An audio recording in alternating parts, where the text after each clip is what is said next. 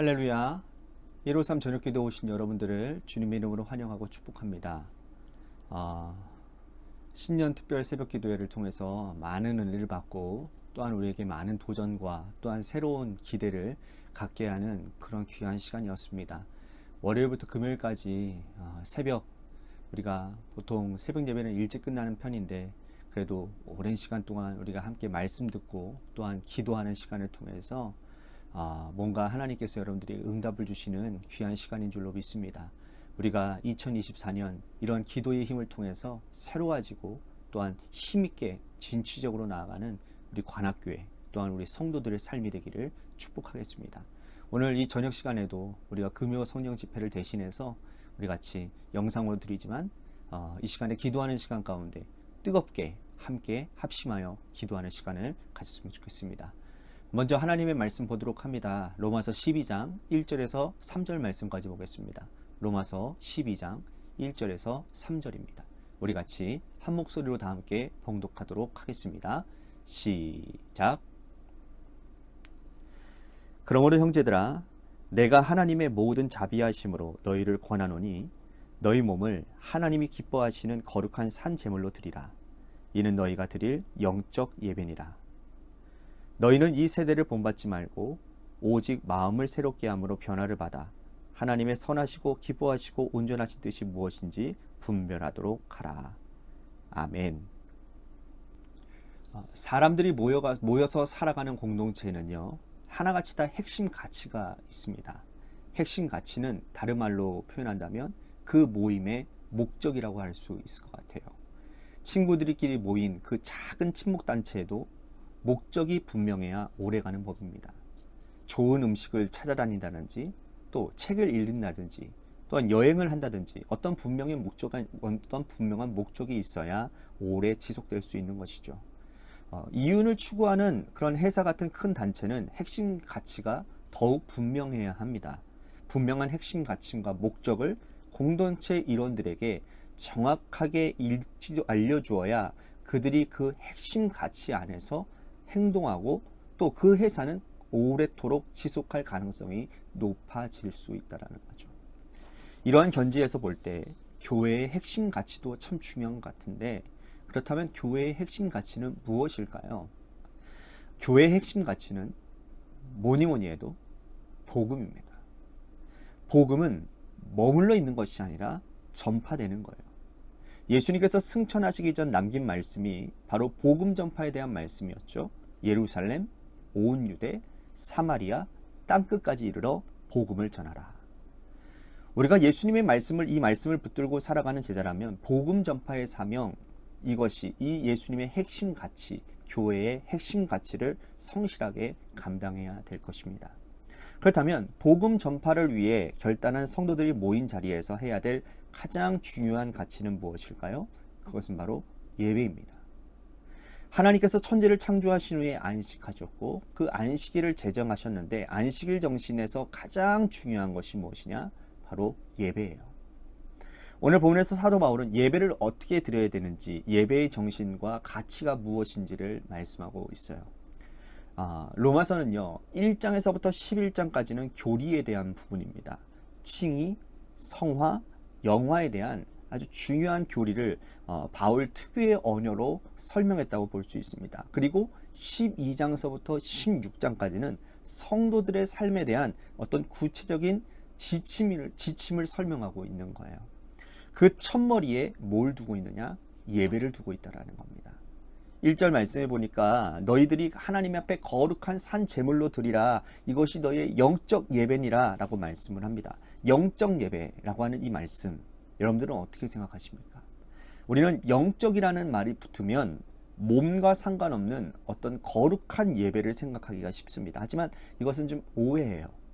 여기에서 기록된 영적이라는 말은 무슨 말이냐면, 어떤 뜻을 가지고 있냐면 합당하다라는 뜻을 가지고 있습니다. 하나님이 보실 때에 가장 합당한 예배.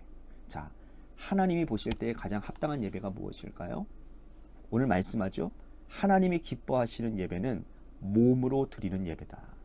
몸을 배제하고 영혼만 하나님께 드리는 예배가 아니라 몸을 거룩한 산 제물로 드리는 예배가 하나님이 기뻐하시는 합당한 예배라는 거예요. 흔히 우리는 내 마음은 거기에 있으니까 마음만 하나님께 드리면 되지라고 생각을 하지만 여러분 그것은 정직한 의미에서 마음을 전하는 게 아니에요.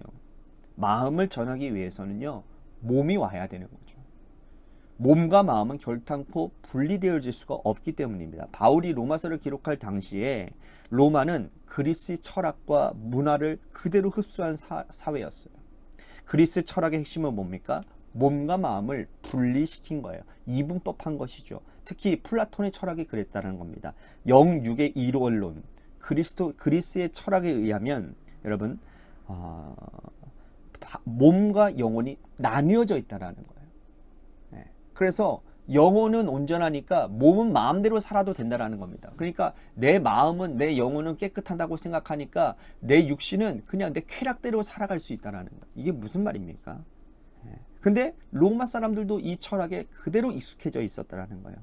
그 사회에서 바울은 몸을 하나님께 산 제물로 드리라 라고 말씀을 하는 거예요. 우리 몸이 하나님께 거룩한 산 제물로 드려지지 않는다면 그 예배는 정직한 예배, 하나님이 기뻐하시는 예배가 아니라는 거예요. 또한 산 제물은 무슨 의미일까요? 여러분, 제물은 움직이지 않죠. 묶어두기 때문입니다. 아브라함은 모리아 산에서 아들 이삭을 하나님께 제물로 바치기 위해서 묶었죠. 예수님도 십자가에 손과 발이 묶인 채 못 박혀 꼼짝도 못하고 돌아가셨어요. 이처럼 제물은 자기 마음대로 움직일 수가 없어요. 즉 거룩한 산 제물로 예배를 드리는 자는 자기 몸을 자기가 주장하지 말고 하나님이 주장하시도록 해야 된다는 겁니다. 우리는 어떻습니까? 우리 몸이 하나님께서 쓰시도록, 하나님께서 예배 드리도록 우리들은 주장하도록 예배하고 있습니까? 예배 드리는 순간은 자리에 앉아 움직이지 않지만 한 시간의 예배가 끝이 가면 우리의 몸은 내가 원하는 대로 움직이고 있지는 않습니까? 하나님께서 우리의 몸을 의의 병기로 드리라고 말씀하시는데 우리는 죄의 종로로 태우며 살아가고 있지는 않습니까? 그렇다면 우리는 합당한 예배에 실패한 사람들이 되고 마는 것입니다. 우리 육체 전체를 하나님께서 주장하시도록 온전히 내어드려야 될 것입니다. 나는 조금 더 게으름을 피우고 잠자고 싶지만 하나님이 원하시는 내 몸은 성전을 위해서 봉사하고 성전을 위해서 또한 내가 예배드리고 가난하고 병든 자들을 위해서 내가 손을 펴서 나눠주는 것이라면 우리의 몸을 하나님께 드리는 것이 참된 예배자가 할 일이라는 것이죠. 자, 바울은 이어서 참된 예배자의 구체적인 지침을 또 설명을 하고 있어요. 2절에 보니까 세대를 본받지 말래요. 그리고 마음을 새롭게 변화받아서 하나님이 선하시고 온전하신 뜻을 무엇인지를 분별하도록 하라 그랬어요. 자, 아주 중요한 이야기 세 가지를 전하고 있는데 첫 번째는 이 세대를 본받지 말라라는 말씀이에요. 이 세대를 본받지 말라라는 말씀은 뭘까요? 이 시대의 외형을 따라가지 말라라는 뜻입니다. 참된 예배자는 눈에 보이는 외형을 쫓아 살지 않는다라는 거예요. 이 세상은 눈에 보이는 것을 따라가게 되어 있습니다. 좋은 집, 멋진 차, 예쁜 사람, 멋진 남자, 시각적으로 따라할 때가 많이 있지 않습니까? 하지만 하나님은 영이시니 보이지가 않아요. 눈에 보이지 않는 하나님을 예배하는 우리는 보이지 않는 것이 보이는 것보다 훨씬 더 중요한 가치라는 것을 깨달아야 된다는 거예요. 그럼 우리 예배자는 이 시대의 외형을 본받지 말고 보이지 않는 가치들을 보는 것보다 중요한 가치로 알고 따라가야 하나님의 마음에 합한 자가 될 수 있다는 겁니다. 여러분들은 어떻습니까?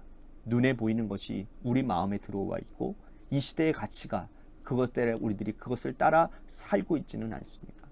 두 번째로 예배자가 갖춰야 될 것은 마음을 새롭게 하는 거예요. 마음부터 온전히 바뀌어져야 생각이 바뀌게 됩니다. 마음을 새롭게 함으로 라고 하는 이 말씀은 생각의 뿌리부터 바꾸라는 뜻이에요. 나무에게는 뿌리가 가장 중요하지 않습니까? 그것처럼 사람에게 뿌리는 뭡니까? 마음이거든요. 예배를 잘 드리는 사람은 우리 영혼의 뿌리가 바뀌어지는 거예요. 탐욕으로 가득한 마음이 나눔으로 바뀌어지게 되고 원망과 불평으로 가득했던 마음이 감사로 바뀌어진다면 제대로 예배를 드린 사람이라고 할 수 있습니다. 여러분들은 어떠세요? 세 번째로 예배자는 분별의 능력을 갖춰야 된다는 겁니다. 자, 분별 아주 중요해요.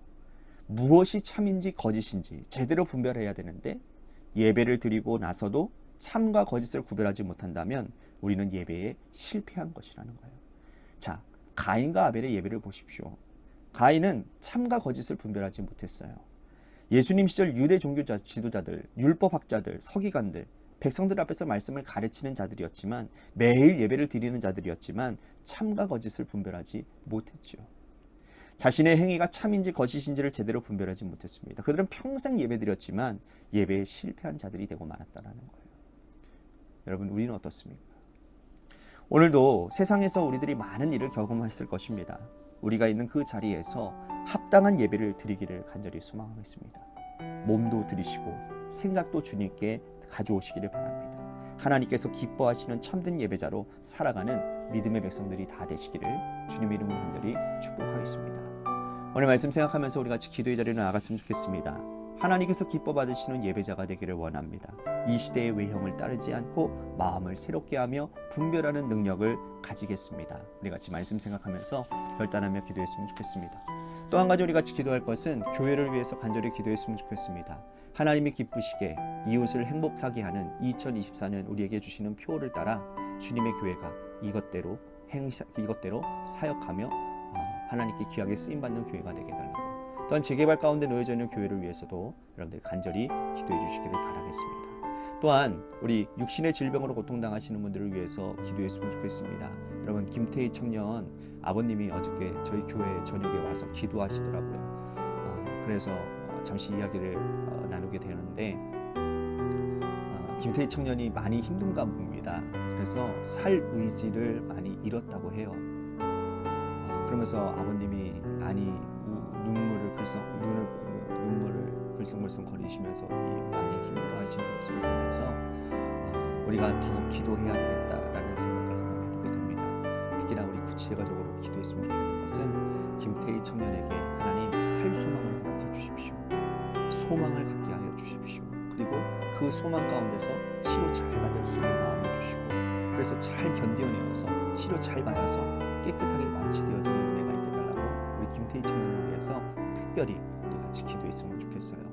또 한 가지 육신의 질병으로 고통당하시는 분들 많이 있습니다. 우리 그분들을 위해서 우리 같이 기도했으면 좋겠어요. 이종희 장로님을 위해서 기도해 주시기를 바라고, 또 여러 사람들이 있습니다. 우리 기도해 주시기를 바라겠습니다. 또한 여러분들의 삶의 자리와 여러분들의 자녀들을 위해서 기도하시다가 시간 돌아가시기를 바랍니다. 노래 끝날 때까지 우리 같이 합심하여 기도하도록 하겠습니다. 기도하시겠습니다.